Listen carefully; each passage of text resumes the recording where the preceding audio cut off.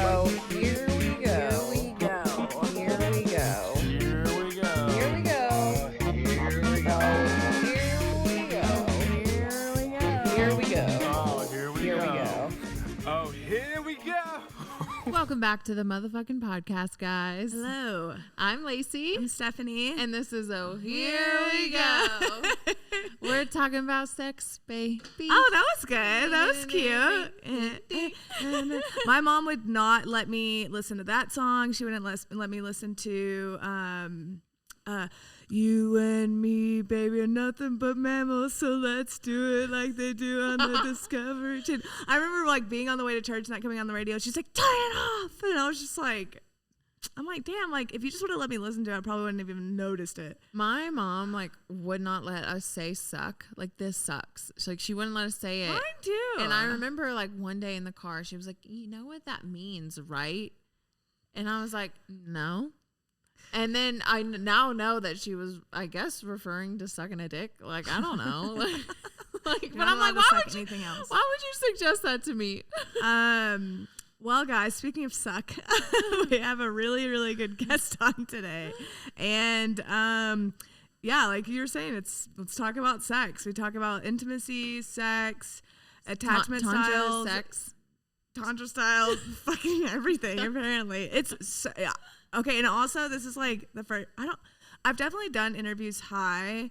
I don't remember what they are though, because I don't really smoke that often during interviews, but this one I was like, I was at Electric Forest over the past weekend, and me and my boyfriend have been smoking like every day, like casually towards the end of the evening, and we're always having like really good conversations, and I'm like, okay, like I need to just start smoking during the interviews and like really get in it. You know what's funny is I don't smoke a lot either, but when the people around me smoke, like my partner and roommate, when they're high and I'm not, they finally understand me. That's what they say. They're like, when I'm high, I finally understand you as a human. And I'm like, oh, wow. Like, I don't know. I just feel like my questions I'm just paying attention differently. And I think that's great for candid interviews like we have. So I smoked during this one, and it was great. It was the perfect one to do that too, because this one just blew my mind. Yeah. It would have blown my mind no matter what. But I initially found Tugce. Tugce. Her name is Tugce. So I've been spelling it like Tugce. Tugce. I've just been saying, maybe the H isn't in there. Anyways, you'll see in the title. But yeah, I found her maybe like a year ago on Instagram, and I've heard of Tantra being thrown around here and there, like Tantric Sex, Tantric practices, and I just haven't known what that means. And so that's one of the reasons why I followed her, and I always thought that she would be an interesting guest, because it's a topic that I wanted to know about, because I want to know everything that has anything to do with sex. No, yeah, and intimacy. Like, I want to know how to deepen all of that. We both were raised in a very conservative household, so and I kind of thought that I had reached a level where I was as interested in sex as I ever will be. Like, I mean, I like it. Mm-hmm. So I'm like, I've never thought more on it. And I think that's always just been because I haven't been with like the right partner for me. I've probably been like selfish, or just like didn't take the time to be, I probably was not only selfish, but just like emotionally unaware. And so not really connecting with my partners. But I think that's just because I wasn't. Anyway. Yeah. But with my new partner, I've been thinking lately, I may have mentioned this to him, I don't know. But internally, I've been saying a lot, like, I really want to dive deeper into other ways to connect with him, you know? And it's a new thing for me, because I'm like, I've never really like cared to go further than what I've gone. But with him, I'm like, yeah, like I'll stare in your eyes. I'll work on it. I'll do whatever. Like, I want to get better at it. So I've mentioned Tantra to him, and he's like interested in it too. And so, yeah, I think this is this new era of like wanting to connect different ways sexually with one person. I just like think, I'm like, why am I? Yeah. I mean, I've opened up a little bit about like friends with benefits turning into the now partner. We talk about that a couple times in the episode, but it was we talked about eye contact, but it was the eye contact. I remember this night we both ended up like in Malibu. Like we got a really cool place to stay in Malibu. We went to some party and then there was a free hotel room and they gave it to us and I was like, okay, great. But it was that night that we were very like on the same breath and looking into each other's eyes while having sex. And I remember that was like the pivotal night that like changed it for us. We were both like, oh, like something's there. Like, oh, fuck. And so that just kind of like became our normal. And so he and I, over the course of our Friends with Benefits, really got to experiment like sexually, because my past relationship was unsafe when it came to sex. Like it was just unsafe in a lot of ways. And so with him, I got to really like heal that wound. Like we talk about how sex can be heal, like a medicine. And I got to heal a lot of things with him and explore a lot of things with him. It, like especially like the eye contact and the breathing and just deepening an intimacy that I didn't even know was there. And that's where I was like, oh shit, I like you a lot. Yeah, I remember that story. And eye contact is not something we've talked about this before, but I've never been good at eye contact. But that's just because when I was young, my parents, when I got in trouble and was having any sort of emotion, they're like, go to your room. Mm-hmm. We don't want to talk to you. We don't want to see you. So, and that's whatever they knew at the time, you know, not like hating on it. They just didn't know any better, but it would have been nice to be able to sit down and look my parents in the eyes and tell them why I'm upset or tell them why I'm feeling what I'm feeling, and thus strengthening the eye contact muscle. So yeah, I think that's great. I'm doing it to you right now. Oh, again, I'm high. So I was like staring at Lacey in the interview, and like several times I had to be like, oh wait, look at the camera. Just like, she's like pretty, and when you're stoned, that's nice to do. So yeah, but we're gonna kind of keep this interview shorter today. We do want to start like doing different the intro. The interview's long. Intro shorter today, but we do want to do like these little tabletop questions, like throw them in there every now and then. And so we're gonna do it. I'm just gonna pull one randomly out of here. So if it's a weird one, sorry. I'm gonna ask Lacey this question. It's big. When you're alone, do you talk to yourself out loud? Yes, but it depends. Like, you know, you and I have had conversations where like if there's like a emotional turbulence or stress or like we're sad, we'll like look in the mirror and like talk out loud. And no, that's when I'm drunk. When I'm sad, I will be staring in the mirror just like practicing my monologue. When I'm drunk as fuck, I will go in the bathroom and I'll look at myself and be like, you look good. Literally do that. I'll do a finger point too. Yeah, I don't know, but and sometimes I'll be in a happy mood, just like singing and dancing to myself. Like, I am a person of silence. I don't talk out loud to myself. I don't listen to music when I work. When I'm by myself, I am silent. And but I do that on purpose. I love silence. We don't hear it enough, and I think a lot of people are uncomfortable in it, and I don't. I'm very comfortable in silence. So yeah, I do not do that. Wow. Okay, next question. We're just doing two, right? Yeah. Like we need to wrap. Yeah. Okay, wait. When you walk into a room, do you prefer to be noticed or fly under the radar? I prefer to fly under the radar for a little bit.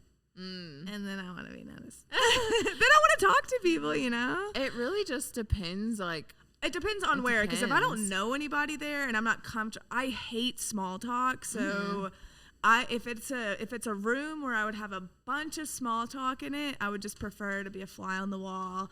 But if there's people there that like I would know or miss or connect with, then fly under the radar and then connect. Yeah, this is like super situational because like, you know, what if I'm like in a bad mood, or what if I'm like in a more, you know, I'm on my period and don't want to be as social. Like, right now I'm off my period and I like want to like go out and like mingle. You're like very social vibes. Yeah. Except last night. Yeah, I know. We went to a concert and like we both just wore sweats. Yeah. But in a situation where we like got dressed up and like did the whole thing, we probably want to be noticed. Yeah.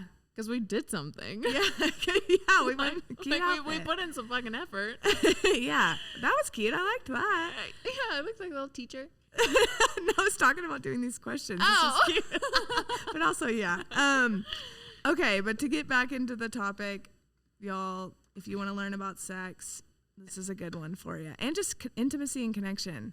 Sexual wellness is wealth, baby. Actually, this is little about sex and way more about intimacy. So That's true.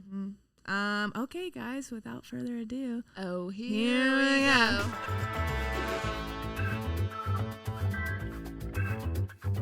Quick commercial break coming in hot. Oh, good. Okay, I like that little transition.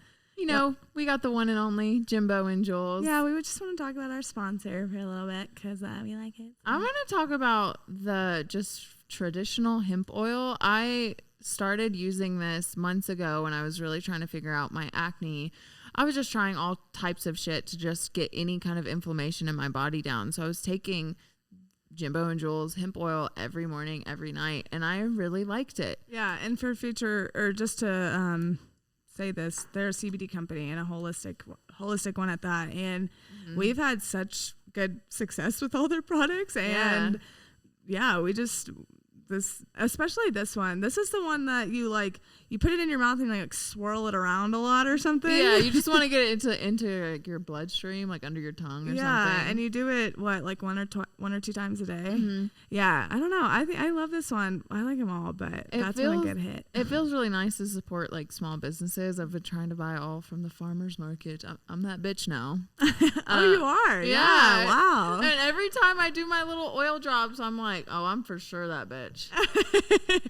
Oh, she's doing one. And then, well, I think you just take it away because okay. Yeah. But anyway, you guys, we love Jimbo and Jules. If you want to check out their products, all their products are CBD, all full spectrum, I believe. Yeah, and which just means very good, high quality CBD. So, but yeah, check them out. Go to jimboandjules.com, and then if you're in the checkout and you got some stuff, here we go, 20 for 20% off. Everything's linked down below. All right, let's get back into it. Bye.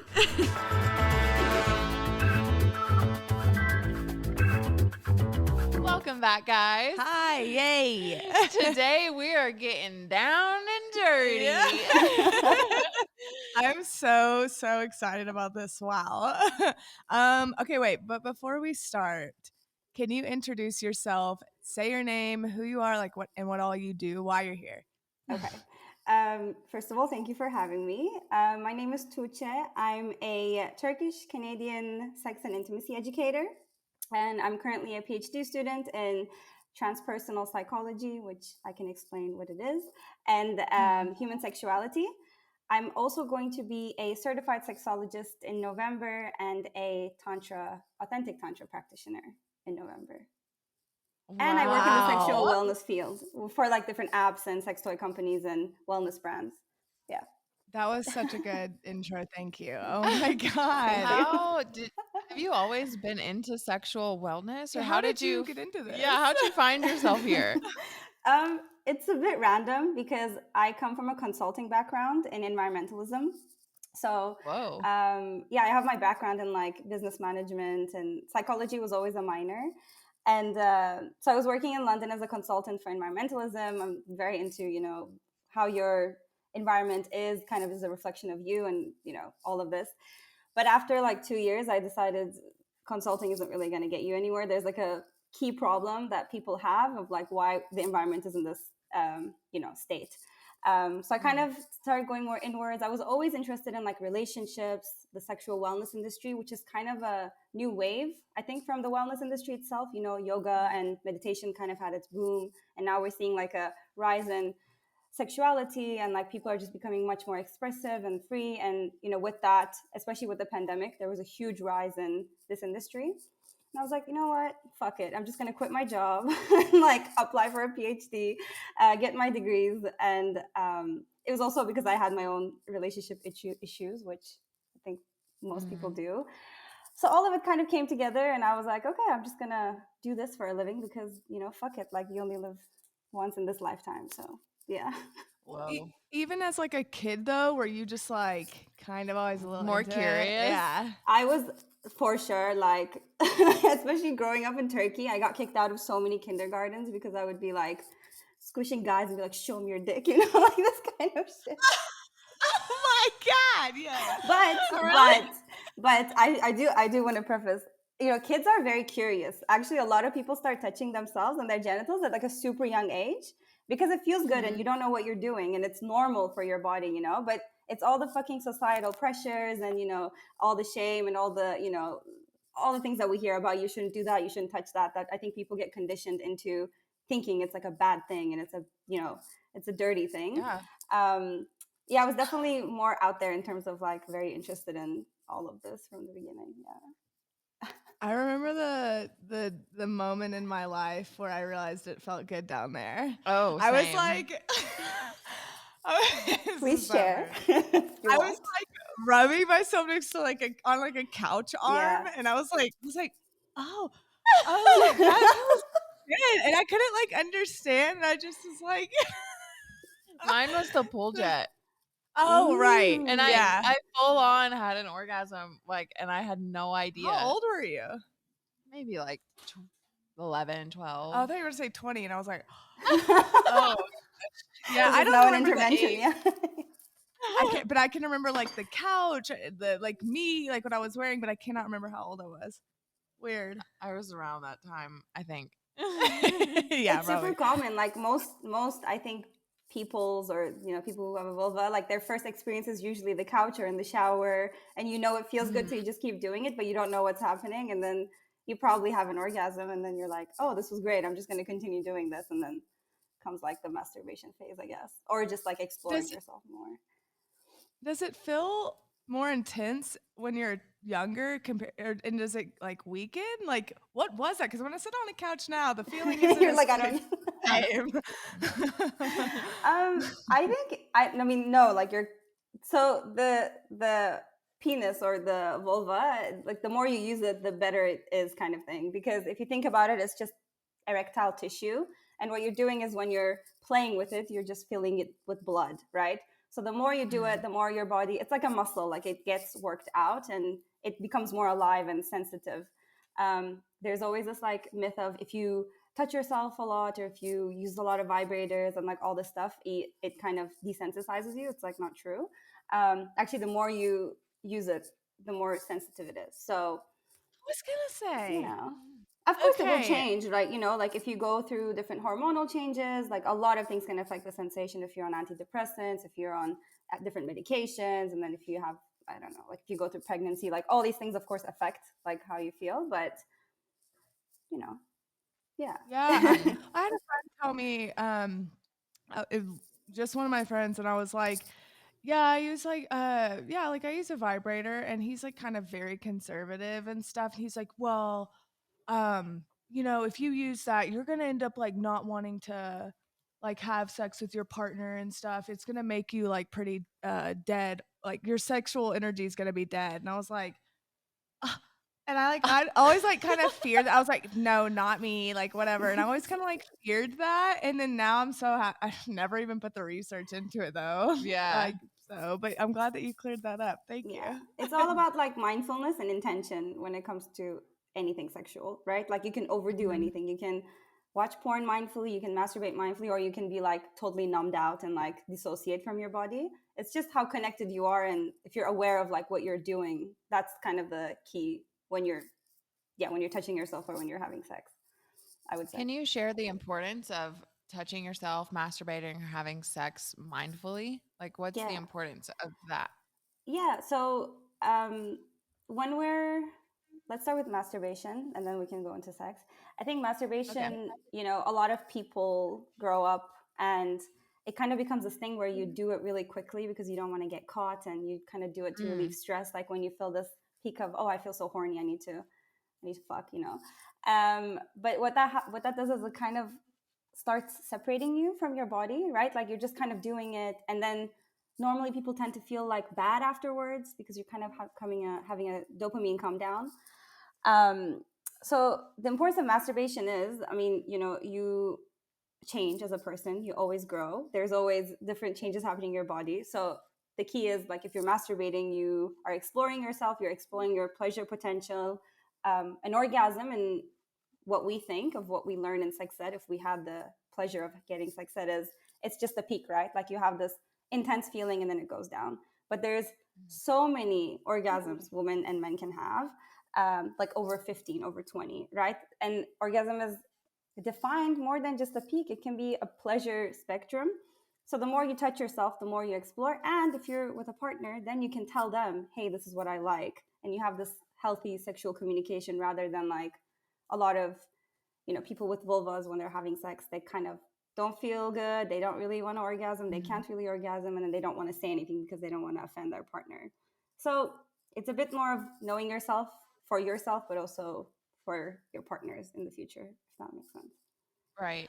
Wait, you can have 50 different orgasms? 15, 20, like 12, 15. It depends. Like, if you call like energy orgasms and all of this. And again, with our like idea of orgasms. Do they have names? I mean, there's many, you can have, of course, like the clitoral orgasm. Let's say for people with vulvas, you can have a cervical orgasm, you can have a blended orgasm, you can have a nipple orgasm, you can have a full body orgasm, an energy orgasm, an A spot, P spot. Like, there's so many pleasure points. What? I think I've had an energy orgasm before. Yeah? Like on Molly? No, but it felt like I was on Molly. Oh, I know what you're talking about. Which is why I really want to talk about Tantric Sex, Tantra, because I don't know much about it. I'm so curious. And I was like, was I doing that? I'm so shocked about the multiple orgasm situation. I had no idea. A nipple orgasm? Wow. You can technically train like any part of your body to become an erogenous zone if you want. Like, your ear can become an erogenous zone if you like are persistent with it, Like, you just kind of have to, if you're like touching your ear, I don't know, like start rubbing your clit so the sensation connects in your body, right? That's what kind of people do if they want to have nipple orgasms. When they're stimulating their nipples, they also touch their clitoris, or like a very pleasurable sensation. So it's kind of laying the neural pathways of pleasure, and then you can slowly, let go. Oh my God, I want to explore. I feel like I just don't know anything. But I'm so annoyed. The thing is, nobody's taught like pleasure, right? Like, sex ed is not even a thing. And when it is, it's like, don't have sex or use a condom.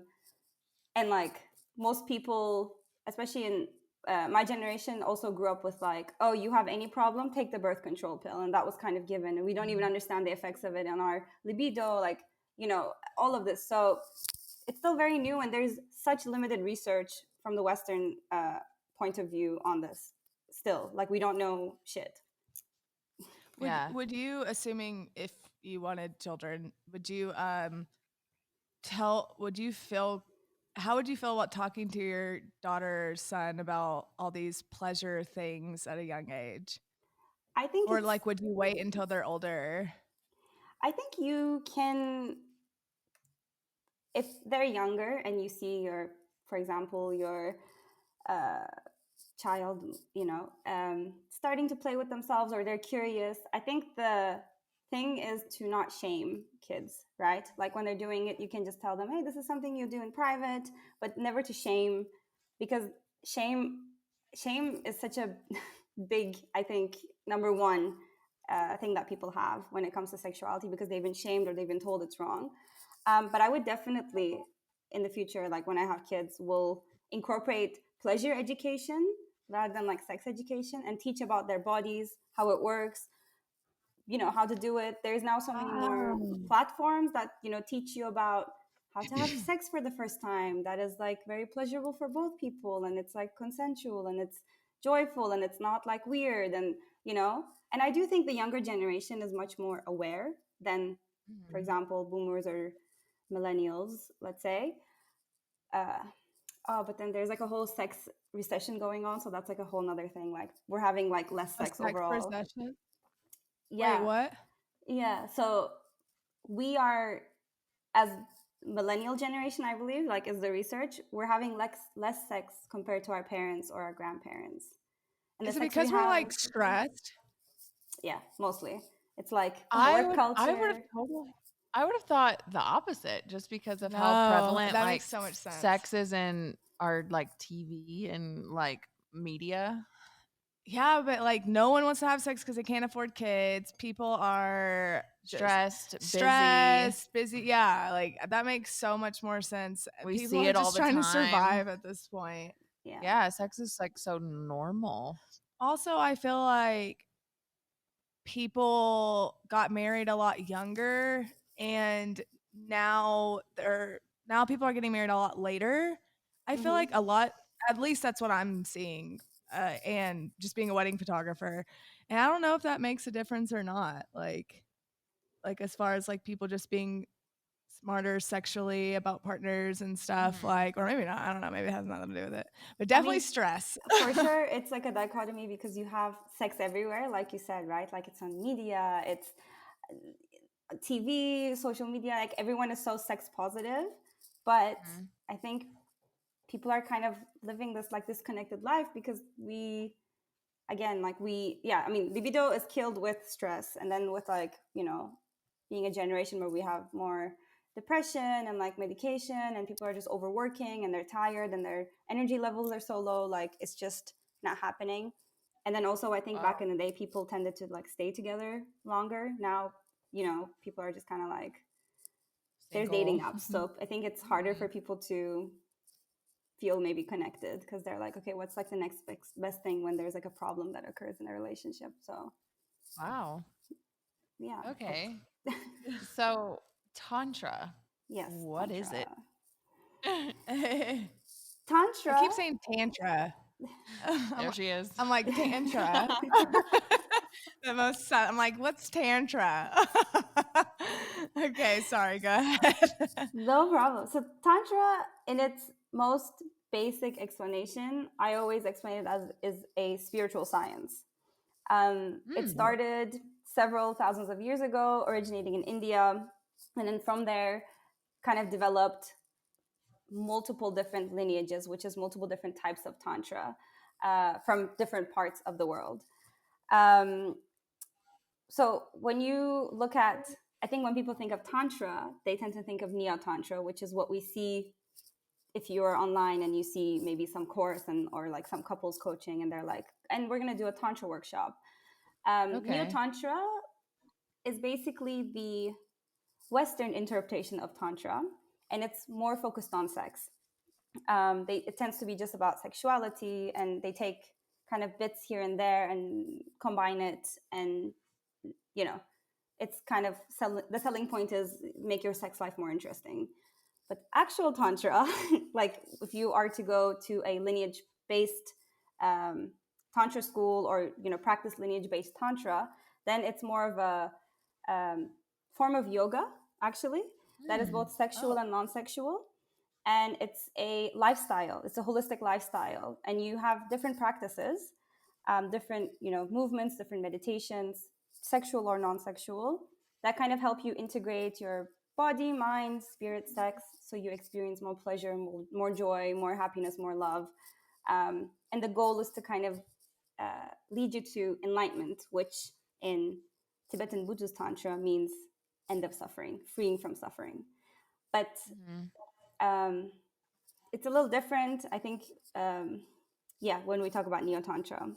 So anyone who went to like a Tantra workshop or wants to, I always encourage to ask the instructor, like, if they have any training, who they trained with, what are they learning? Because these things are real. You know, your energy body is real. You're very much a, you know, energy in a physical form. And these things have an impact on you. So it's important before you go into anything, you know what is happening or where is this coming from, basically, is the overall arching, I would say, explanation for it. Yeah. Do you have to have a Tantra practitioner to help teach you, or how would someone like myself learn? Yeah, I mean, there's many practitioners, depending on like what your goal is, right? Like some people just want to connect with their partner better, and they don't know where to start. So you can practice Tantra together to cultivate more intimacy or more connection. Or some people let's say for women or those with vulvas, they can't orgasm, or they feel disconnected, or most people have numbness in their genitals, or they have pain when they have sex that they don't know. All these problems, you can go to a Tantra practitioner usually, or it's usually a coach or someone that's a sexologist that has a background, and they would help you through this. Or for men, it might be like erectile dysfunction or premature ejaculation or performance anxiety. It could be anything. Yeah, but normally you would find a practitioner that you trust. It's kind of like therapy, but it's embodied therapy, hands-on somatic therapy, rather than just talk therapy, which is, more mind focused. What does that look like? Okay, so say me and my boyfriend wanted to get a tantric practitioner. Do they like come over, or are we going over there, or like is it what are you thing? Are we like fucking? sitting on the floor cuddling? Like, what is this? It again depends, because the sexual wellness industry is very unregulated and unchecked, right? So Tantra kind of has a bad rep, and there's so many documentaries on it now. It's kind of has this like cultish feel, and now there was a lot of documentaries on Netflix, and Goop kind of talked about it a little bit, but it's misrepresented. It normally, if you go to a practitioner, they would normally work with, they could be, it would say on their website if they're working with actual like genitals, like your genitals, or if they use models, for example. And depending on the problem, let's say you just wanted to come because you wanted to connect more and you've been in a relationship for like 5 years, then there would be different exercises that they would walk you through it together with models, and then they would give you homework to do together. And it's kind of, you kind of go maybe for 8 sessions or 10 sessions until you get these practices down, because they're they start slow. You don't just start with the genitals, right? You start by connecting. Normally you start by even just sitting in front of each other, looking at each other's eyes and breathing together, which many people find really uncomfortable. Like even eye contact, which is the most simple form of connection, we feel, me too, right? Like it's hard to just look at your partner and just look at their eyes for like 10 minutes. That's what I'm saying. Yeah. So I agree. It's building connection more than pleasure, but it's the pleasure part is like kind of an added bonus. Yeah. Wow. Is it like a lot of just like breath work, movement? A lot of breath work, movement, communication. We obviously don't get taught like how to communicate anything like in school. So a lot of people are just communicating from their like inner child, what they learned as children. That's good, and can be like chaotic and not like expressing actually what they feel or what needs are being unmet, and people are just frustrated. Helping with communication, and then if they're open to it, then like more sexual work together with partners, like teaching each other's bodies, and they can start playing and exploring each other and kind of connect that way too. Well, there's Tantra practitioners or teachers that will use your genitalia, like they'll touch you. It depends on the practitioner. From what I know, most practitioners use models to show case, but then there's more embodied work that you can find. It all depends, but the touch, most people find like it's kind of a, I would say most people are more comfortable with like using models than like people touching them, unless they have like very heavy trauma that's stored, like a sexual trauma that's stored, and then they go to different practitioners that actually help them work through that with touch. Or if you have like pelvic floor somatic issues. therapist. Yeah, exactly. Like, is that somatic therapy? Okay. Yeah. Wow. I mean, I've never really looked at Tantra, but what's coming to mind is it is like sexual therapy. Yeah, it's like, actually it's like whole body therapy. It's you connecting to yourself. If you actually practice like fully through a lineage, you're like meditating. The idea is to reach higher levels of consciousness, to really open yourself. This specific lineage of Tantra, which is the Shangpa Kakyu lineage I practice, it's just you use your sexual energy as a way to harness like more energy, let's say. It's just a way of, like, sex is just the thing you use to get there quicker, let's say, than therapy itself.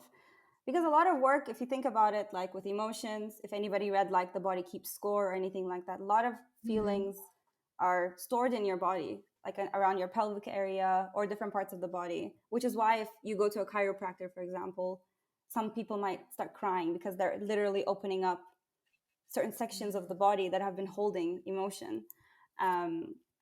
So it's just another different form. If you have anything stored around this area, it's helpful for people to also see someone hands-on. But yeah, what are the benefits of doing tantra other than just connecting? I mean, it's like just living a more pleasurable lifestyle. Again, like I said, this is a lifestyle that you practice. Like when I'm practicing now, they always say, like our lama says, like your inside and your outside are the same. So it's just kind of living a more joyous life overall. Obviously, you have like health benefits, like great health benefits of practicing yogic tantra, from, you know, more energy to, I don't know, increased sexual vitality. Even your hair grows better. Like your skin is more glowing. You have more oxytocin. You just feel more happier. You have like mental sharpness, and all of this comes with just if you do any sort of yoga or meditation, and maybe you've left a class and you felt like this bliss or like this awareness, this like pureness, it's like that, but like extended to your whole life. Like you're in that state the entire time, if that makes sense. Wow. Can sex be used as medicine? Yeah. So again, like when I talk about this, people think it's like very woo-woo. So I'll try to weave in like always Western research. I love it. So again, research is still catching up, but the healing modalities that tantric, or let's say authentic tantric practitioners use, is like thousands of years back. Like it's Taoist, it's people have been using these for ages. But why we say like you can use sex as a healing tool or medicine is because there's a lot of research now that's coming out that shows that when we are in a state of orgasm, let's say, or an orgasmic state, it's the same state in your mind as when you're in like deep, heavy meditation. You have this heightened sense of awareness, and you have this decreased sense of pain. And if you look at the brain patterns, I'm sorry, it's very sciencey, but it's very interesting. If you look at the brain patterns, your brain patterns change when you're actually in a state of orgasm to delta and theta, which is when you're like in deep meditation. And they find that like if you're more into energy work, they find that these states are, you know, when you're actually in higher levels of consciousness, connected to God, universe, source, like whatever you believe in. And then the whole idea is if you can expand that period of time and you're always in this state of mind, it's amazing. But if this kind of sounds really woo-woo, there's also, you know, amazing health benefits overall if you are masturbating or if you're orgasming or practicing any sort of like pleasure routine. Again, we said like there's a sense of increased confidence. So people who masturbate more are just like more confident and they're more comfortable with their body. There's reduced stress because you're basically having like an oxytocin overload. Less pain. So if you have really bad period cramps, for example, like try masturbating. It will help, like I promise. And you get better sleep, you burn calories, you have relaxation, like it's anti-aging because there's blood boosting everywhere. Like it's great. Masturbate. Wow. Basically. Sometimes with an orgasm, it's either like an upper or a downer. Like sometimes like you're just like spent and just like really calm and like wanting to relax, and other times I'm like, let's fucking go. Like I'm ready to rock and roll, baby. I've never gotten tired after. That would be great sometimes. If that's never happened, but I feel like most men that happens. Yeah. Most men are like so done. Yeah. I mean, it's because most men when they ejaculate, the same hormone is released as when it's helping you like go to sleep. So literally their body is like relaxing after that. So, you know, we can't blame them too much because it's very like what's happening. Whereas for women, I think there's a heightened like sense, you know, you get more energy. But it's also super common that if like even during or after your orgasm, or even if you don't orgasm, but you've just had sex, like these feelings of like wanting to cry, or you feel very emotional, because again, it's just like different blocks might be opening up, things might be coming up that you don't know. I once had this experience where I started crying and I don't know what the fuck was happening. I was like, why am I crying? I'm not upset. And it's just your body is just releasing a lot of stuck energy as well. So it's normal to feel down. It's also normal to feel up. Most people with penises probably will feel tired. It's all very common. Wow. So we don't have that stuff that like makes us tired being released as a woman. Like none of that tired stuff is Less released. for, I mean, you can definitely feel tired, but from what I know of the research, it's less for women than men. Men are just like out afterwards, like after they ejaculate, they're like, that. Yeah. Yeah, me too. You may have already you already covered why it's important to masturbate, right? Like kind of as the healing answer. Or are there other like what's the age that people usually start masturbating? Good question. I don't know like the science or like the research behind it, but there was new study that showed that you actually masturbate when you're in your mother's womb, which is crazy. Think about it. What? Yeah. Yeah. How? Are they like little like webbed things? Yeah, you can like the little, you know, you can kind of jerk it off a little bit. You can masturbate your clitoris, by the way, the same as masturbating a penis. I just want to put that out there. We can talk about it. Yeah. So you start touching yourself at a really young age. So are you asking like what age do people start? Usually like I just full wanted to on. know like the average age, but now the answer is fetus. Oh Yeah, my gosh. we can definitely link that research. It's true. And I mean, if you've ever like babysitted as well, like I was talking to one of my mentors, Debbie Ward, and you know, she had a conversation with a friend who was a babysitter who would see like small babies like touching themselves. So, you know, Is that considered masturbating at that point? Like what yeah, if that's is the thing. Like, masturbating Oh, go ahead. no, that's what I was gonna say. Like, I guess so. It depends on your definition of masturbating, but we start touching ourselves at a very young age. I guess most people Oh, start okay. masturbating at like age 9, 10, but Wow. that I don't really That's what know. I was That's thinking. my guess. Because that's when Wow. you're like really aware of, I guess, your genitals and can really, you know that it's feeling good. That would be my guess. Wow, great and unexpected guess. Did we talk about like mindfully masturbating? Like how can I do that? Well, I think we did. But like how like is there anything that you can like say to like are there things that you can say to yourself to get back in the mindfulness mode while you're masturbating? Like what are Yeah, like my biggest learning, and I'm still very new to this field, but of like 2.5 years, 3 years of being in this field, my biggest learning when it comes to mindfulness is whether you're touching yourself, whether you're fucking, whatever, whether you're humping a pillow, is connecting to your breath and to your pelvic floor, which is well, it's a web of muscles that basically hold your entire organs, but it's what helps with sensation, let's say, both for men and for women. Your breath, because a lot of people are probably not aware, but a lot of people hold their breath when they're having sex. Or because we're so accustomed to like porn, it's really like, it's like really fast, really shallow, really like high pitched noises, which is like not factual like at all. You need to be in like a deep state of relaxation. So if you're always tense and you're, breathing really heavy, you're telling your body like, be tense, you can't relax. Like this is a situation where you're supposed to feel like in control. But if you actually start breathing slowly and really connecting to your breath, and then start using your pelvic floor through different exercises, you're actually opening yourself up for more pleasure. And this is where mindfulness kind of comes in. I'm not saying like don't think about anything and like focus on your breath, but maybe pay attention next time when you're masturbating or having sex. If you're holding your breath, and if you are, try to take some deep breaths and then see how that feels. And if you're with a partner, try syncing your breath. That's beautiful. If you sync your breath, your heartbeat starts syncing, which is really nice. Try maybe looking at their eyes a little bit. And then if you're interested in pelvic floor exercises, definitely do your research beyond Kegels, because Kegels can cause a lot of pain in your pelvic floor when you're having sex. Oh. If you're doing it constantly in one way, think about it as a muscle, like you're just squeezing up, but you're not pushing it down. Then you're kind of just hypertensing it, and then it becomes too tight, and then it's painful.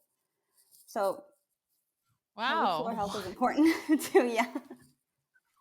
What you said about like the getting on the same breath or breathing just in general. I saw an energy healer a couple months ago, and we focused a lot on my breath, and that was like my big assignment. So like is to focus on my breath. So anytime I've like masturbated since, I'm very aware of it. But before even that, like my partner and I were on the same breath. He and I like love to look in each other's eyes when we have sex, and that's when I was like, am I doing Tantra? And I don't even know it. Cause I felt like a full on animal. Like that, I truly was like, I went somewhere. And there was times where we weren't even like having intercourse doing that. And that's how I felt like I had the energy orgasm. Yes. Yeah, my friend said that whenever she started masturbating too, and she started adding breath work into it, that it's the most intense orgasm she's ever had. It really gets familiar, or not familiar, but I don't know. It just becomes more like sensual, especially like when you're by yourself. 100%. And like we're all like wired for a connection, you know, like it's so engraved in you. It's things that it's your true nature to connect, look at someone, like sync with them. Like these are all true states of, you know, pure and bliss that people are supposed to share with one another.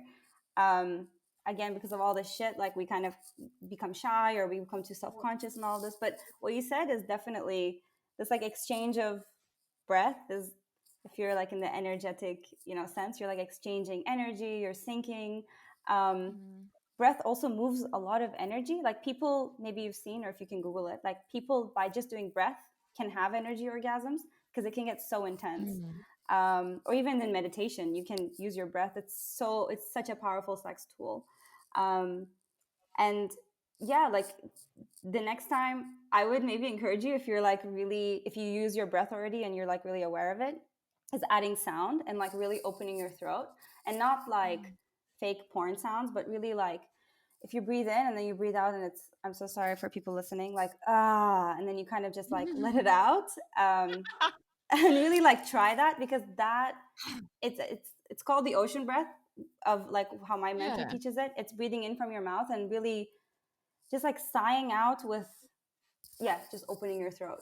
So it goes and it sounds really weird when you do it, but when you actually do it with a partner, even if you're not having sex, but you look at each other like you said, and you start breathing and you start doing that breath, it does something really beautiful.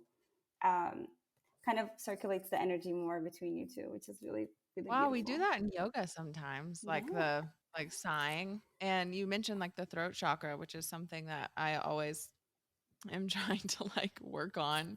So I'm interested to try that. I have 3 things I want to say. One, this episode is so good already. And 2, what are tips? Okay, these are 2 different questions. I just want to get them out there. You can answer them whenever you want. Okay. First thing is, what are tips to, what are something that someone, okay. What is a tip on getting people to be comfortable looking in their partner's eyes? And then 2, how do you masturbate your clit like a penis? You never fantastic questions. So let's do the partner question first, of looking at each other's eyes. I would say, so I don't know how you did it with your partner, but first, so there's a position called yabyum, which is when you're kind of sitting on your partner's lap, but that's like when you're really close. If that proximity is a little too intense at the beginning, you can just cross your legs and sit as far apart from each other as you would like, or just your knees touching. And then maybe start by just looking at their eyes for like 2 breaths. See how that feels, you know? And then maybe try to extend that time a bit more. If you feel like it's too intense, you can start by just looking at one eye, and then kind of try, or focus on their face, and then start looking at 2 eyes. It's how I started. And you can do this with a friend too, because this doesn't have to be sexual. This is literally just like can two people connect as humans? And it's so difficult. I had to do it on my retreat, and I was like, I'm so uncomfortable. I'm like hyper sweating. Why is it so uncomfortable for us? So yeah, you can start by looking at one eye and then two eyes, maybe the whole face. You can, touch hands, or in the Tantra, if you're practicing union breathing in authentic Tantra, for example, you would have one hand in your heart and you would have one hand in your partner's heart. And then they would have one hand over yours. So you're kind of holding each other's hearts together. And then you can start breathing this way. And you can like stay here as long as you want. If it's too intense, you can even hug and breathe together first. So your faces are kind of next to each other. And then you kind of pull apart and look at each other.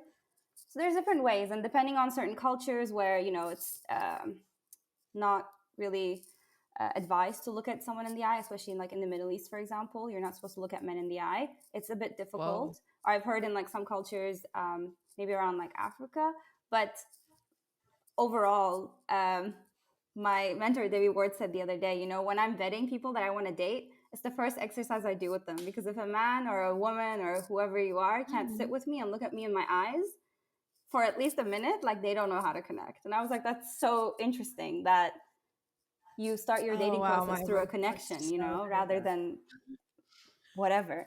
So you can try that. That's something that, now that I've been prioritizing eye contact with people, and when I meet people, I will almost not challenge them, but I'll be like, can you handle it? And it's challenging. It is challenging. And I only focus on one eye.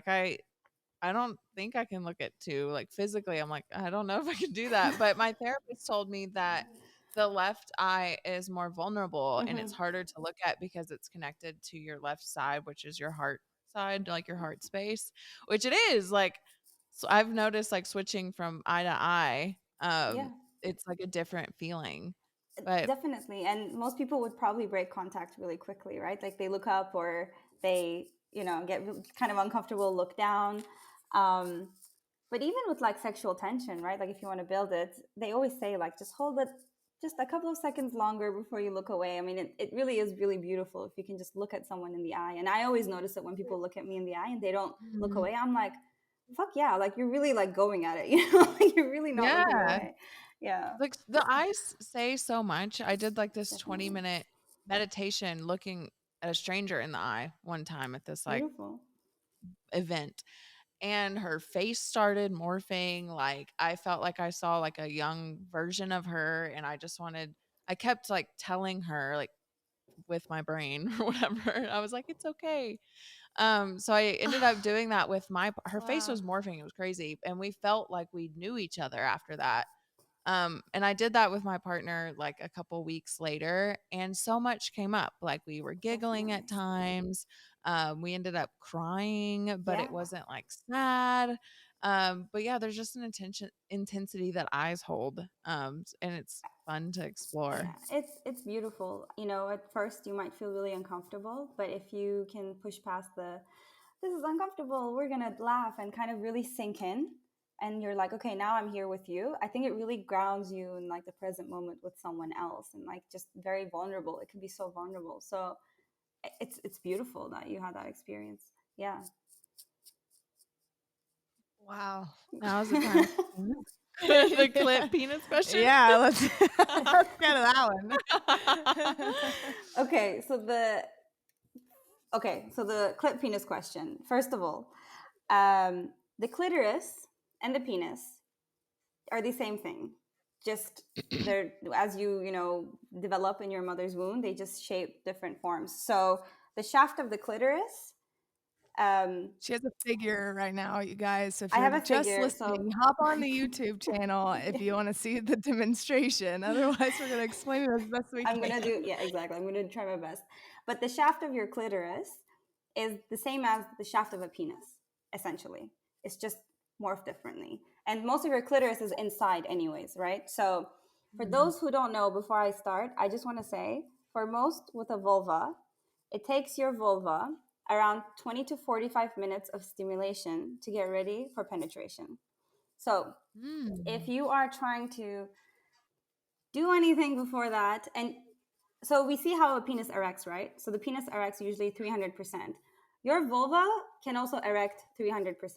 It should be like engorged as fuck, like it's swelled, like there's so much blood that it should look like a balloon, okay, before you do penetration. Yes, that's number one. If you're not making my clit swell, I don't want it. What the fuck? I didn't know that. Didn't either. Yeah. Wow. Yeah. I talked to many, those like owners with vulvas, and they say, oh, like it was kind of painful, it was tight, and there could be so many reasons, but I always ask, did you have foreplay? How much was going on before, the dick was going in or the strap on? Like what was happening? So just know and take your time. It's very delicate, and it just needs some time.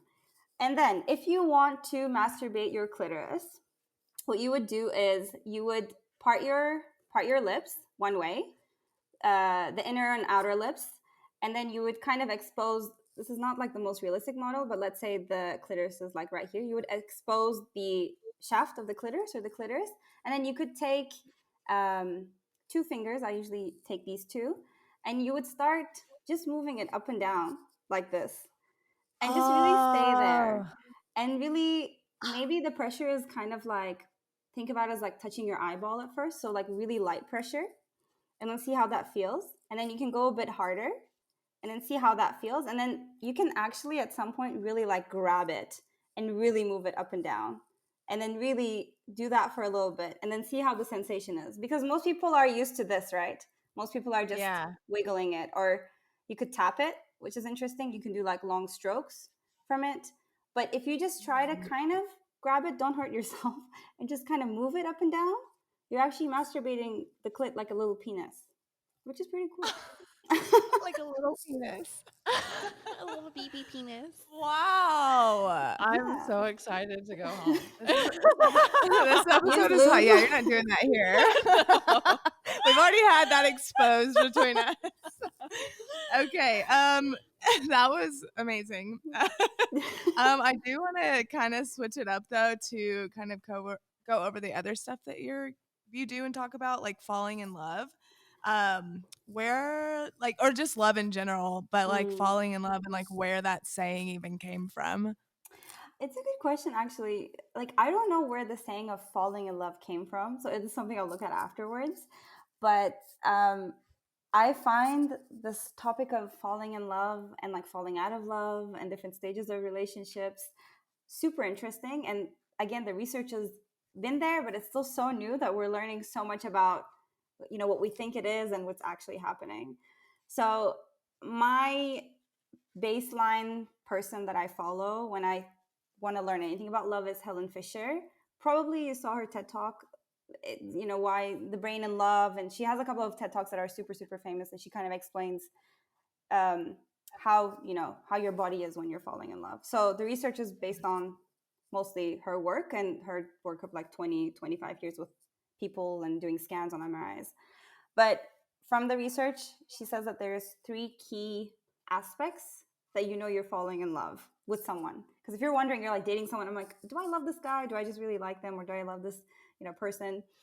The first one is lust. So your lust is really attached to sexual gratification.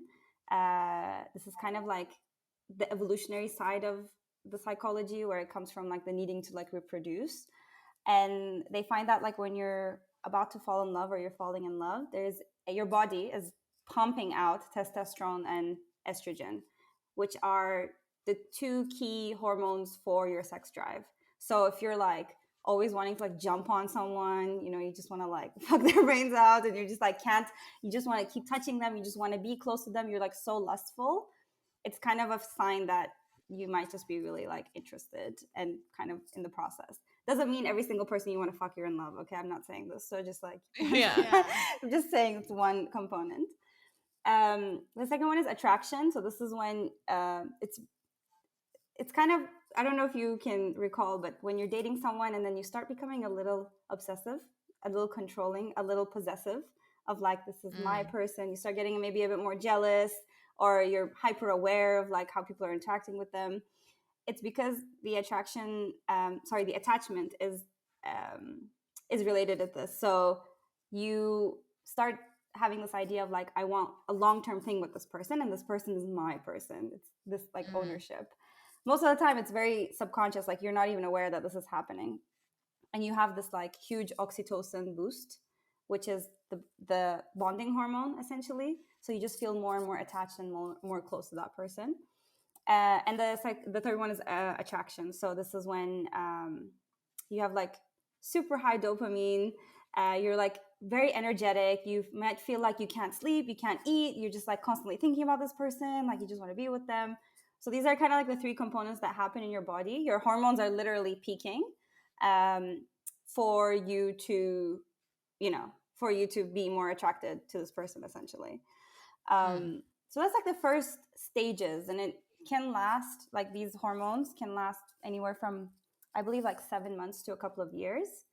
And then you enter into a different stage of your relationship, called like the negotiation, or it can be different names, stage where the person, at the beginning you see like all their amazingness and they're like perfect. You see all the opposites. They start annoying you. You're like seeing all the faults, let's say, that you haven't seen. And then people try to negotiate. And this is where I believe if you're in a marriage, like 60% of divorces happen in this stage, because people kind of have this like hormone calm down, and they're like, oh, now we're in reality, and like, what are we going to do? And are we compatible, essentially? Wow. What's the average time for that? I think it's, well, there's so much different research. From what I know, the second stage you enter in like 2-3 years. And then there's another stage in like 7 years called like the 7-year itch. Yep. And that's another, stage. That's when you become like super, super comfortable. You can be like, even like in a more friendly level, like the romance might be like really dying down, because it's just different hormones, and your hormones are adjusting, and they're just becoming, it's normal. All of these stages are super normal, but we're just so used to the hits of like dopamine and oxytocin that we think there's something wrong. Again, everyone should like cultivate, ongoing intimacy and connection, but we don't learn about these changes in our bodies. So I was having a conversation with my friend the other day who just started dating someone, and she's like, I'm becoming so obsessive and jealous. And I'm like, that is okay. It is normal. Let's talk about it, So, yeah. So you've when those are all love. Those three components tend to be what she describes as falling in love: lust, attraction, and attachment. So if you have three of these components really in your face, it might be that your brain is falling in love slowly. Whoa. Wow. Okay. I feel like some people, I don't know. I can think of 3 examples. One's mine, others, and whatever. Of, you start dating someone for a couple of months and all of those hormones start happening, and then something abruptly ends. And that, The honeymoon phase, right? yeah, but it's only like a couple months. It can be anywhere from like 1, 3 to 6 months, but it ends. But because it ended so abruptly, that fucks with your brain so much. Like, because it was going up, up, up, and then it was like, like, and I find that in these situations, it's hard for people to, even myself, I had a situation like that. It's hard to like get over that one person that was like only in your life for a little bit. 100%, because this is like the opposite of falling in love. Let's say now you're like breaking up, whether it's like 2 months in, 7 months in, a year in. It's super interesting because so the first thing that happens is when something ends so abruptly and you don't have, let's say, you go from such a high to a low, you have withdrawals. So they looked at people, it's very sad. They looked at people who were going through breakups. They did like whole MRI scans. Essentially, your body goes through the same withdrawals as if you were a cocaine or crack addict, and like you just cut the supply. I mean, it's such a withdrawal of dopamine that you can actually feel like physical pain in your body. So it's very real. It's like you become more obsessive, which is why we all like, might like stalk our exes, or you're like constantly like, is this person checking? How am I going to connect with them? Da, da, da. So obsession kind of starts. And it's unconscious. Like you're not doing it on purpose. This is all just happening in your body. And then, like I said, like you can have physical pain. So depending on, I guess, the intensity of the relationship that you had, you might feel like chest pain.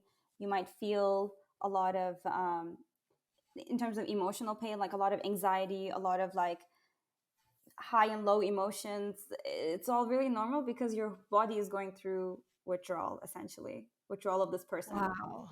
Which is why if you're breaking up, like don't talk to the person. Like I don't, like there's a lot of like conscious uncoupling, like unless you have amazing awareness and communication, which it's super difficult. Like you just cut it out and block them and whatever you need to do just at the beginning, maybe just to give some space, and then you can come back and decide if you want to be friends or if you're just like cool with them, but just like to cool things down at the beginning.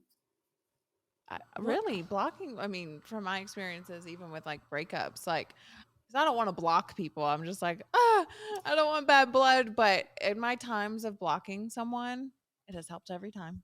Yeah, I'm not a blocker either, but even just like with like friends or something, like people that you just can't, it does help, but I hate doing it. But yeah, it's what you need. Sorry. Sorry, it's what you need. It's about you. So I mean, blocking might be like rude, so then mute them or don't look at their profile. Like it's whatever you need to keep that distance and whatever that means to you. Yeah. But do you think, because you and I were kind of talking about this like yesterday, do you think like the 7-year itch is like a time where people start to experiment with like maybe having an open relationship? That's an interesting question. I don't know any like research on this, so I can just go with my own like intuition and what I think. I think after 7 years, you become so accustomed to your partner and you want something new and fresh so much that it's actually interesting. It might be that like that's when you decide opening up your relationship to like a third person might be a good idea because it's something new and fresh. But if you're going to invite a third into your relationship and you've been in monogamy for a really long time, it can actually be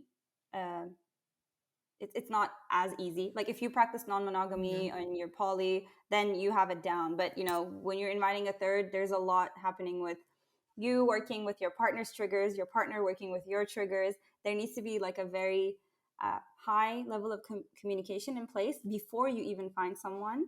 And then you have to know exactly like what you're doing. Are you just having a threesome? Are you trying to like date other people? So I wouldn't just recommend like open up our relationship because we're bored. I would try to really like talk about it. And maybe first, if it's just because you want to feel more connected to your partner, then maybe even start with like smaller exercises, see how it feels. Maybe go out and flirt before you fuck someone, like because it can do more damage if you're not it's not what you're looking for and you thought it would help, But or that's an interesting question. If you're out there and you're feeling that little itch, maybe you should start up some Tantra and like get a practitioner. Like that would be a good little, a little something. Yeah. What are the emotional stages of a breakup? Yeah, it's exactly what we discussed like previously. It would be like these withdrawals you feel, this like obsession that you might feel, this physical pain. It's kind of tricky if you and your ex are kind of in like the same pull and push pattern, right? Because people start talking again and then they stop, and then it becomes another pattern that's harder to break, which is why most people I know in the industry would kind of say like try to put space and like no contact for a while if you're really getting over someone, because at that point you're like an addict and like you need the hit of that person and you'll do anything, and like don't do it. That's so good to hear. Like you tell me that, you know what I mean? Because it's always like, no, I don't think I should, and like, no, like blah blah blah. But for someone to like directly like, no, you should just fucking leave that motherfucker alone. No, for sure. Really nice. And we're all human, right? Like all of us, it's normal. Like don't fucking judge yourself too much if you hit up your ex. Like it is, it's human, and just trying to maybe connect with friends and also more with yourself is a good opportunity for that. And masturbate. If you miss your ex, just masturbate, and then you might feel different. Yeah. Oh, there you go. Hey now. If someone asked you to describe the difference between sex and intimacy, what would you say? Yeah, for me, like sex is, well, I guess sex can be just like a physical thing that you share with someone. It's just, exchange of pleasure, let's say. I think intimacy is more having shared mutuality in a relationship. I think Shan Boodram was a sex educator, talks about this, and I really liked how she described intimacy, and it's kind of how I think about it now. So when you say shared mutuality, what it means is with this other person, you're saying our individual wants, goals, needs are as important as this relationship, and we will do whatever it takes to negotiate, essentially. It's not saying you put the relationship above yourself. It's just saying both people intentionally have interest in growing that relationship, whatever that looks like. So for me, intimacy is shared mutuality, and then from there you can have all different types of intimacy: sexual, emotional, physical, intellectual, spiritual, and then you decide how you want to grow those and if that person can meet all those needs. If That you're makes sense. looking to grow like sexual intimacy with your partner, where do you even start? Talking. The first is like asking your partner what they like and if they know what they like. I think even like maybe not during the act itself, like just sitting on the couch and just having a check-in of like, hey, like what can I do to help increase pleasure? Or like, is there anything you want to explore? Is there any fantasies you want to share? Or is there something that I'm doing that you don't like? I think it's just people having that initial conversation, because most of the time everyone's trying to kind of like wing it. And then most of the time both people with penises and people with vulvas are just performing, because that's what we're like accustomed to from like porn and what we think. So women might be, or if you're being penetrated or whatever, one person might be during sex kind of just like pretending it's awesome. But I have a lot of friends who are like, that was terrible, I didn't even orgasm, what the fuck. And a lot of men feel, or a lot of people that maybe tend to be penetrating tend to feel a lot of pressure to perform, stay hard all the time, like ejaculate after an hour. And it's also not normal. Like your penis can go limp throughout the whole experience. It's like very normal for your body. So it's just also increasing maybe your own understanding of your body and sex education, which helps to normalize the entire experience. So that's what I would Yeah. Okay. Yeah. say. This episode is just blowing my mind. Like, With my friends with benefits ended up turning into like my now partner. And I remember when we first started hooking up, I remember I was like, I went to my therapist and I was like, you're gonna be so proud of me. And I asked him, what did he like, what did he not like, and what do you want to try next? And because she also, I don't know if she is a sexologist, but she does a lot of therapy for like the BDSM community, the That's kink awesome. community, and studies all of that kind of stuff. And so she gave me an applause, but that felt really good. But it's a fun question to ask. Like, also for that to be like a new thing, it's almost like a little flex. It's like, And you're like, what do you want to try I'm next? open with, yeah. she goes, oh, what do you want to try next? Wow. Cute. Aw, No, I but am proud of you for I that. think that's like a beautiful, that's a beautiful like suggestion. And I would say even beyond sex, like have a check-in like once a month, once a week, whatever, where you just talk about like, hey, are your needs being met? That could be sexual, non-sexual. What can I do to meet your needs? What else do you want to do that you can look forward to with me? Like this is nice, because people, it might change. What you want now and what you want to explore with your partner in 3 years might be totally different. So it's nice to just have ongoing communication and care. Yeah. Yeah. I think that when talking about intimacy, I really realized for me personally, and maybe someone kind of told me this, that intimacy doesn't have to be just limited to your sexual romantic 100%. partner, because as humans, we are here to connect, and connection is just like kind of being stripped from us by the day, like with technology and working from home and 100%. just looking down on our phones. It's hard to connect. And even touch has been, it feels to some degree just limited to our sexual partners. And I'm like, well, what would it feel like to just like be a touchy person? Because touch feels good. People need to be touched. We need to touch. There's some touchy people out there, though.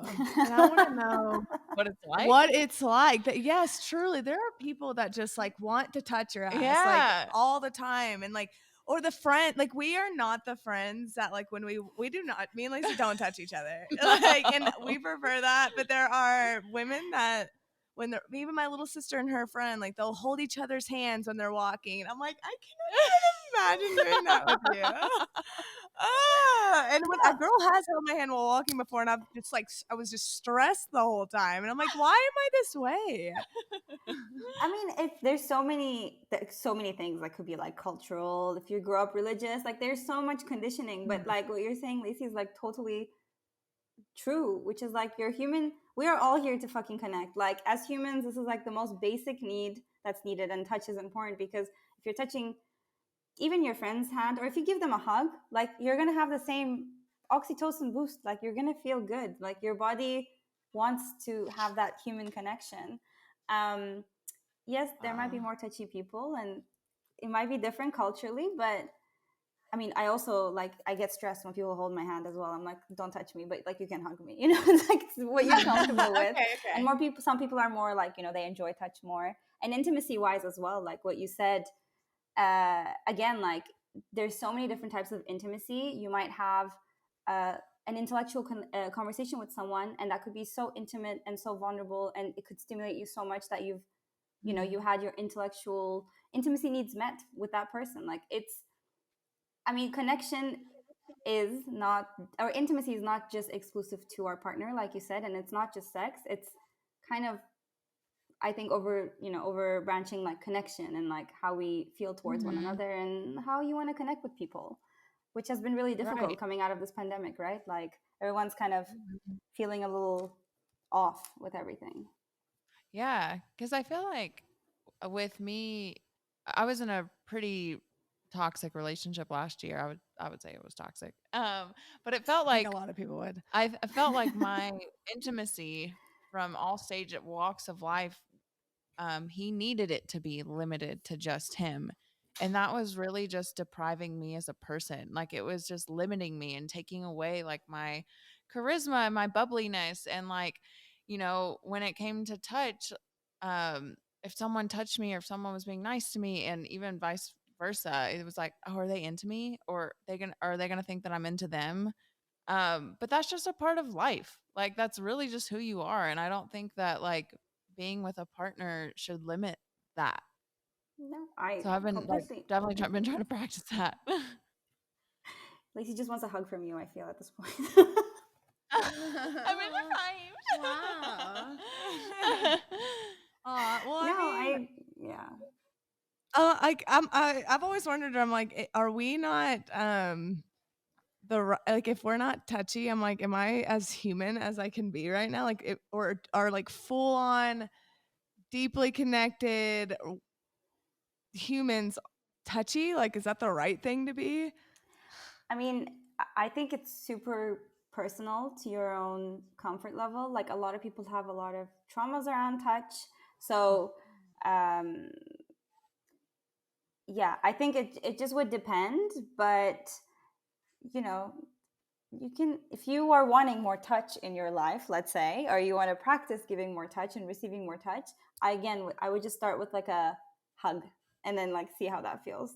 And then like I have some friends who hold their hands. I think it's super cute and like all this, and you know, it's what you feel comfortable with, and it's what you, skin to skin contact can mean so many different things. So yeah, but I would maybe start with a hug and then see if you're not a touchy person, it's like totally okay, because it's not the only way to connect, right? Some people like to connect through having a conversation or doing something for someone or getting them a gift. Like these are all different love languages as we know it. I think there's different ways, but touch is definitely a big one. I think it's the most accepted one in like love languages people associate with touch.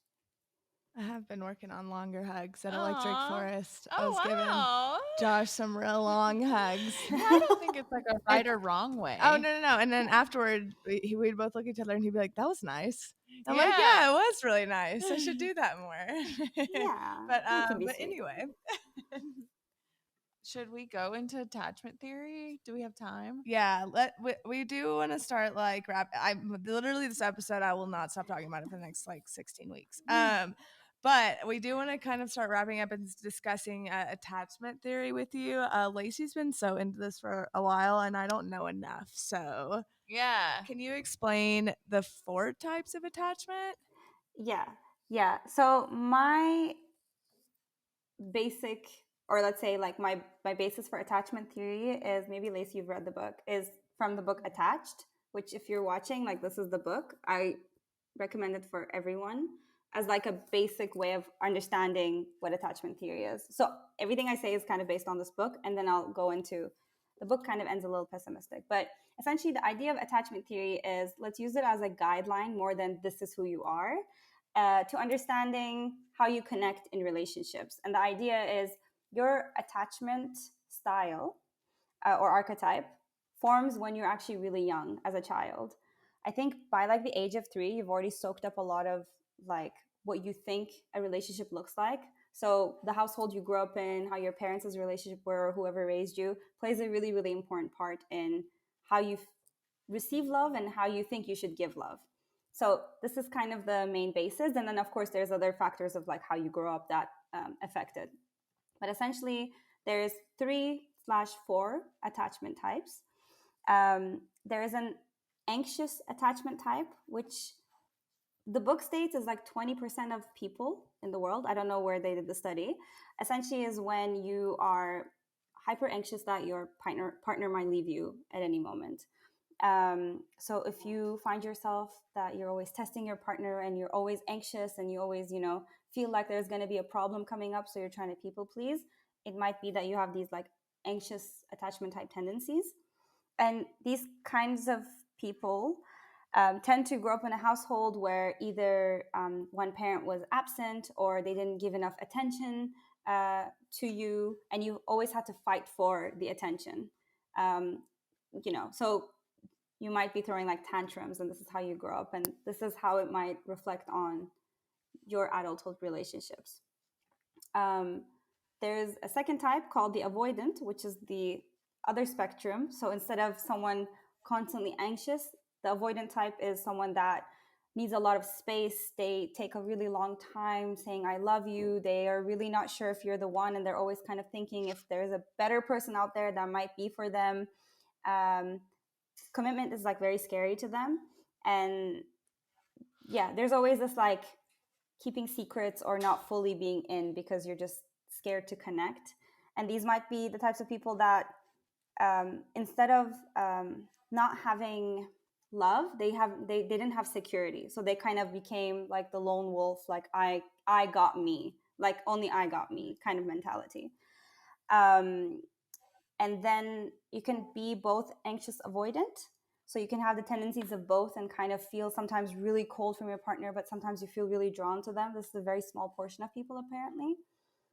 And then the last one is the secure attachment type, which is when you grow up with very healthy parents and you have a very healthy understanding of relationships, and you can really connect and be like secure and keep your independence in the relationship and still kind of co-create a relationship. My only criticism of this book, which is again wonderful, everyone should read it, is it kind of ends the book with, well, if you have these attachment types, can't really do anything about it. Sorry, like sucks for you, fuck you kind of ending. But I don't actually believe that. I think like if you work on yourself, you understand yourself, where all these are coming from, you do a lot of healing. It can be embodied work, it can be therapy work, and really kind of delve into these like behavioral patterns and also like what your body feels is normal, right? Then you can rewire your brain and rewire your nervous system to come to like a secure point. This is kind of like attachment theory in like 5 minutes or however long I've been talking, is my understanding of it. Wow, that was great. Yeah, I have heard that like avoidant and anxious partners are like magnets to each other. 100%. That's my next thing I was going to say. They like this, like they just stick to one another. I mean, think of it kind of like a dance, right? Like you have this person, you have this avoidant person, basically someone else is drawn to them and they love that, and they can keep pushing them away as much as they want, and that person will always be there. So it's this kind of like push and pull for a long time. And normally what tends to happen is at one point the anxious person will be the one to pull away and be like, okay, I deserve better, like fuck this.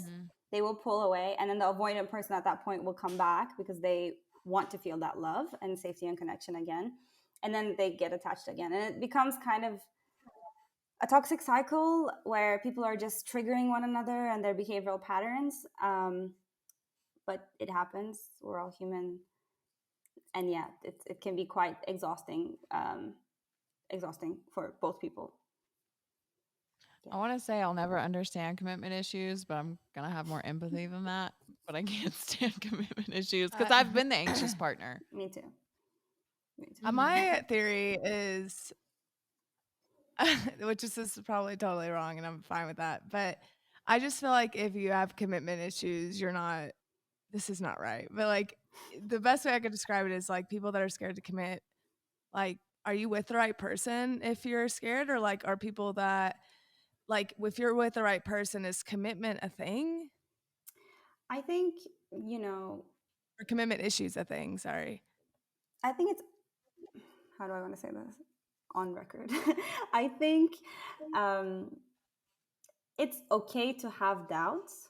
And I think it's healthy to have doubts, because what it means is you're really thinking, if you are, when you're having these commitment issues or you're in a period of doubting your relationship, is what you're doing is you might be, if you know yourself well enough and you know what needs you want and need, if you are healthily weighing those and really seeing, is this really the partner I want? I think that's a healthy thing, because but then if you do end up choosing that partner, it really means it's coming from a place of like authentic fuck yes, your fuck yes is a true fuck yes. But so then the person can actually trust when you say, no, I don't want this, or you've crossed the boundary, because they know that when you say yes, you really mean yes. However, if you are acting out of fear or a place of not love and connection, with yourself or with the other person, and you're just kind of reacting emotionally, and you're like, oh, I'm never going to commit or blah, blah, then it might just be like that other person is like not right for you. If they're just kind of waiting around and they don't, they're like, whatever, I don't need to be with this person or give them commitment because they're around anyway, then I would say like check in with yourself to see if that's really who you want to be with. So it could be, it could not be. It depends again on like where the intention and action lies. But that's what I would say. Does that kind of answer it? No, that was great. Well, because my question was so like, how could you even truly know? But I just always felt like from experiences of people around me that if you have commitment issues, chances are it's like deep down, you don't know if this, like, you're not like, fuck yes about this person, but also that's not true. So yeah. But when it comes to the attachment theories, how do they play a role in selecting or finding a partner? I mean, kind of like what Lacey was saying and what we touched upon it. Like if you have maybe like an anxious tendency, and I've definitely been that person as well, you tend to go more towards people that might be like avoidant, because secure people are usually with secure people. Like the pool is very like, limiting. So you might just be, because it's a self-fulfilling prophecy, right? Like you're telling yourself, oh, I need to do XYZ to deserve love, and that person's pulling away. So it's what story you're telling yourself is the story that's coming true. If you're avoidant, it might just be hard for you to just find a partner. Like you might just be so, I need to find the one, and this is not the one for me, that it just might be hard for you to like be in a relationship for a long time. And for secure people, it tends to work out very well. Of course, that doesn't mean they don't have issues. But again, I just want to say, like with attachment theory, it's just a tool for us to understand our behavior better. It doesn't mean you are this person forever, or you can't work on this, or you can't change it. You might have partners that are more healthy for you, that might, if you're anxious and you're with a secure person and you say, I need to hear you validate or say that you love me, for example, every day. if that person meets you, your nervous system is gonna like calm down slowly, and you're gonna like be more stable. If you're avoidant, you're with someone that's maybe a bit more independent, and you see that you crave their love, and it might just be a secure person that needs more space. Like, it can create healthy environments. You just need to find people that will work with you and like can help you, essentially. If that makes sense. Is the goal that if you're avoidant, or is the goal to be secure? Like, if you're those other two, is the goal to try to be a secure partner? The goal is to feel safe and like yourself in a relationship, I think. And then everything else is whatever, of course, your needs to be met.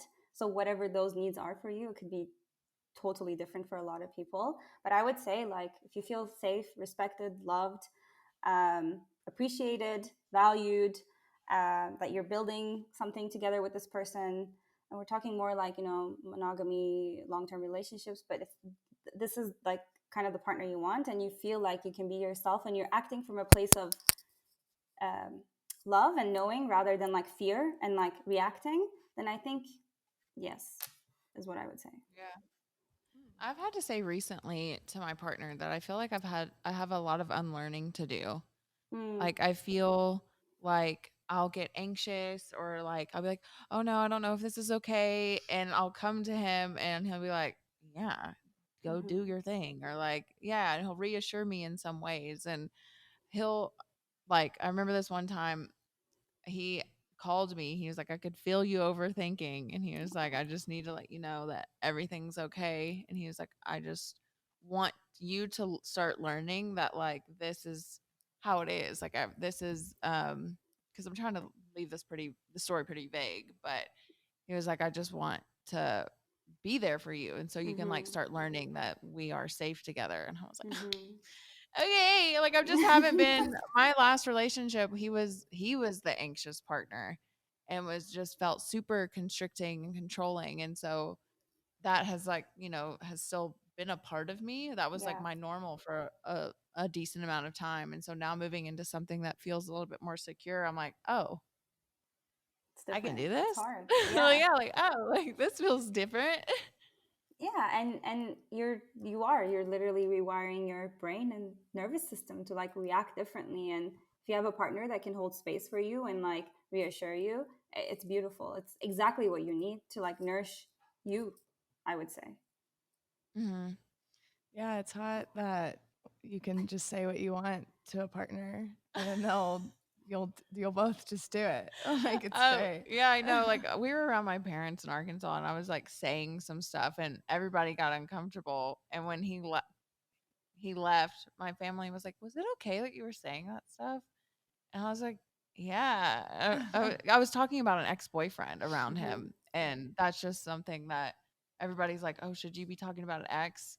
But I was like, he's just so good. Like, that's Some exes. yeah. Okay. There's some exes that would not pass the dinner table convo, but yeah, because me and Lacey I've been trying to tell Lacey lately, like, people aren't cool with exes. Like, it's just not because we're pretty open, understanding people to an extent, but she was like, why wouldn't he be cool with me being there? Like, I'm just an ex from like a few years ago. And I was like, it doesn't matter. Like, exes are just like it's a hard one. I like being friends with my exes. Not the You do, but like, because you're the girl. But like, would you want your friend to be, or would you want your partner to be friends with all his exes? It just depends on the situation And the ex, I bet. And it depends on the ex. So yeah, but I'm cool with it because I'm like not gonna do anything. Well, yeah, but like then, but they don't know that. So, and the universe is crazy. You just never know. So yeah, it's a really, like, I think very depending on the situation with an ex. I would say like how the relationship was, how it ended, so for some it works, for some it's like a fuck no, and both are like totally valid, I feel. Well, yeah, that was it. We do have, sorry, I just want everybody to know I've been very high this entire interview, Love it. and I usually don't smoke during interviews, but I've caught myself staring at you, Lacey, like several times. Why? Because I'm just like, she's so pretty, and it's just like I'm just high, so I've just been like just looking at you, You're and I'm like, connecting. oh, You're I just need to like connecting. look It's back at okay. the camera. So I just want everyone to know this has been a great interview. We do have to start like reeling it in though, and I just want to say, or we want to ask you 3 questions before we start doing that have nothing to do with this interview whatsoever. Okay. Lacey, you can go. What's your favorite way to cook or eat a potato? Ooh, in the oven without any oil. You like basically crisp it, and then you dip it into a yogurt sauce. It's my favorite way. Wait, what? So Okay. you're making like a little chippy or like a thick Yeah, chip? Is like it a potato? Like you're just wait, oh did you no, cut like it before? slices, thin slices. Okay, I was like, Thin slices. can we leave it in there for an hour? Like it's thick. Okay. Wow, and then put it in a yogurt sauce? Yeah, yogurt is like Is sour that cream but better. In the Mm, Middle East, we eat a lot of yogurt. oh. Try it; it's super good. Is Okay. that popular in a culture by chance? Turkey, I feel we eat a lot of potato with yogurt, or maybe it's me. Okay, that was like I think so, and that's damn. I need to try that. Oh my gosh. Pretty good. Okay. My question is, if you could be a gold medalist at any Olympic sport, summer or winter, which one would it be? Whoa. Mm. Oh, that's a good one. I think I don't know why, because I recently watched it and I don't know what it's called, so I'm gonna sound really dumb. But what's the one where they run and then they like jump on the sand? You know what I'm talking about? Is that a part of Is track? it pole vaulting? I have no idea what I it's don't called. know. But I just watched the Run video. I and was like, jump that on- is so cool. They can jump so far. I think that's what I would do. Is that Oh, is it just like a jumping, like the skill it's is like you jump? run and then you jump and then you can see how far you can jump and you sit. You know what I'm talking about? I don't know what Wow. it's called, but I think it's a part of like the track family. I would say. So in If that you're out family, there, anyone, and you know what we're talking about, let us know in the comments. You're the first person to say that, so that was good. All right, Lacey. Last one is: would you rather smoke weed on the beach or smoke psychedelic? Whoa. Smoking Whoa. psychedelics these days. Trip on psychedelics in the desert. ooh, I think smoke weed on the beach Mm-hmm. for me because I am going Have to you tomorrow. Yeah. have you incorporated psychedelics in anything that you've been working on with connection with people? No, this is so interesting. Like the psychedelics, I don't have that much experience, or like I don't intend to incorporate into my practice. But I have a lot of practitioner friends who are weaving in psychedelics with Tantra, that grow their own shrooms and all this stuff. Um, it's definitely like a super, I think, new thing that I think there's been practitioners that do it, but I think it's like a new thing that people are embodying into and seeing how it goes. It's interesting, and I can definitely see it making that experience like I don't know, out of this world. I could totally imagine it. So some people Yeah, do I want it. to do that. That would be great. I do want to do that that too. This has been incredible. I think I've said that 14 times now. You are so amazing to speak to on this. Oh my Mhm. gosh, you know so much. Yeah. I seriously thank you. I think that when people ask about favorite episodes and stuff, this is definitely one that I'm gonna bring up because Absolutely. yeah, Yeah, it was so informative. yeah. Oh my gosh. Thank Well, is there you. anything? Mm. Oh, go ahead. Okay. I was just gonna say thank you for like the 10th time for having me. Yeah. Oh my gosh. Well, is there anything that we didn't cover that you think people out there should know? We covered a lot. It was a lot, it was a lot. I think the best important thing is just to explore yourself. Like, I think if you want to start anywhere with curiosity and you want to learn about these topics, is to just explore yourself first and then like take it from there, would be like my answer to that. Yeah. Okay. That was really cute. Yeah. Well, can you tell everybody where to find you? Yeah, you can find me on Instagram in the most unfindable handle, which is my first name and last name. I don't know if you can link it somewhere. It's TUGCEBALIK. And I'm actually taking a lot of clients now pro bono for something I'm doing. So if you are a couple and you want to, improve on your intimacy, or you are a vulva owner that wants to like have more orgasms, or a penis owner that wants to, is suffering with any sort of dysfunction, you can just DM me, and then we can have a consultation to see if I can help you for 8 weeks. Sick. Did y'all hear that? Yeah. Oh my gosh. We're going to leave everything linked down below so Thank you you. can find her very easily. And yeah, tell everybody how to pronounce your name, because we had this discussion before we started. Oh yeah, it's Tugce, but if you can't remember, it's 2 Chainz the rapper, or Touche in French, or 2 chairs, like whatever goes. It's just 2 something. You'll get that, yeah. And there you have it, folks. Don't be shocked if a lot of people from Arkansas sign up for this. Please We do. heard it's kinky down Wait, there. I think it's kinky, and I think a lot of people need it. So Please, yeah, I'm super happy to help anyone. So just let me you'll know. get a lot of tantras. Tantra? And tantra. Tantra. Okay, we're gonna link everything below, and thank you again for coming on and spending time with us. And guys, if you've made it this far, you're welcome, because this is such a good one. And yeah, Lacey, I'll let you go on. If you want to keep up with us, again, everything's going to be linked down below. There's all fun things down there, so definitely check it out. But I think on that note, we will catch you in the next episode. Yeah, bye.